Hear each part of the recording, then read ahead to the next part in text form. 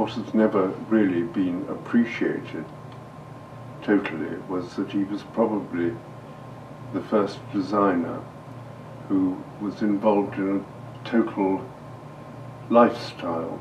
I hate the word, but yeah, it does describe it to people what I mean.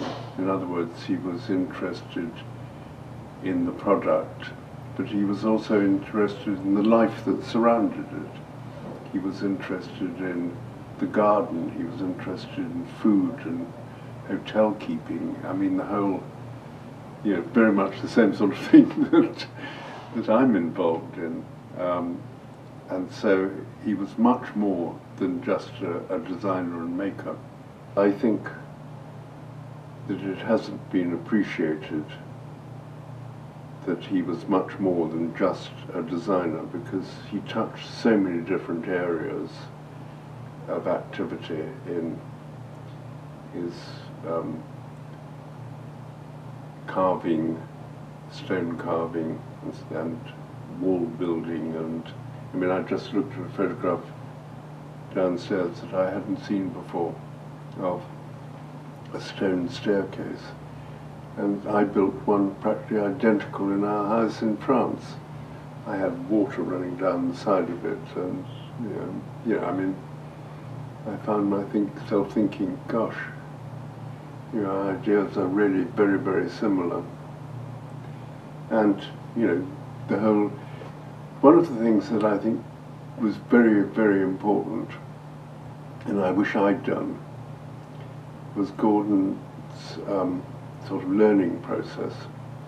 And to start your design career repairing other people's furniture and learning, in the process how it had been made and what you liked about it. And I thought, gosh, that's a way that of being trained as a designer.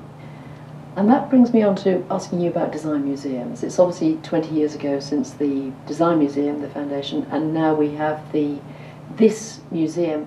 What do you think the role and the importance of museums about design history is?